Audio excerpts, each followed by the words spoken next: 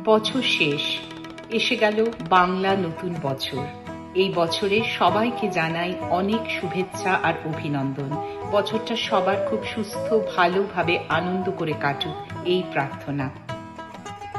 বয়স যখন আরো অনেক কম ছিল, তখন প্রত্যেক বছরের প্রথম দিনে একটা কোনো নতুন রেজলিউশন করতাম। ভাবতাম সেই রেজলিউশন সঙ্গে নিয়ে এই বছরটায় দিনগুলোকে কাটাবো। তারপর সময়ের সাথে সাথে বয়স বাড়তে বাড়তে এটাই বুঝতে পারলাম যে কোনো একটা দিনে কোনো রেজলিউশন করা যায় না। রেজলিউশন করে যেতে হয় সারা বছর ধরে। জীবনে যেমন অনেক আপস অ্যান্ড ডাউনস চলতে থাকে, তার সাথে সাথেই অ্যাডজাস্ট করে নিয়ে আবার নতুন করে আমাদের এগিয়ে চলতে হয়।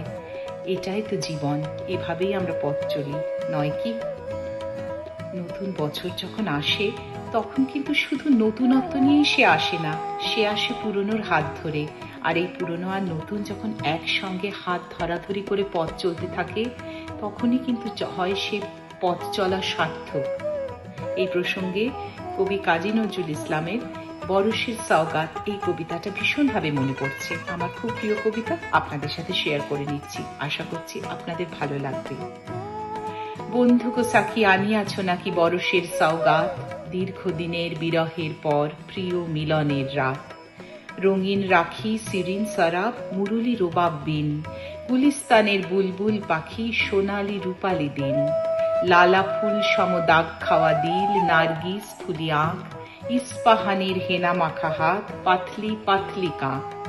নৈশাপুরের গুলবদনীর চিবুক গালের টোল, রাঙা লড়কির ভাঙা ভাঙা হাসি, সিরিন সিরিন বোল।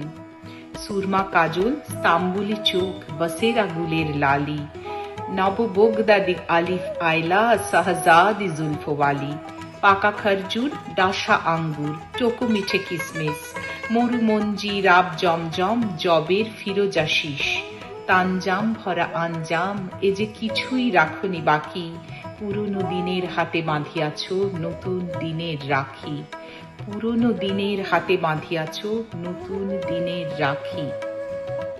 নতুন বছরটা সবার খুব ভালো কাটুক, খুব আনন্দে, খুব হাসিতে, খুব সুন্দর সুন্দরভাবে সবার দিনগুলো কাটুক এই বছরের। আজ এই পর্যন্তই। খুব শিগগিরই আবার আপনাদের সাথে দেখা হচ্ছে। নমস্কার।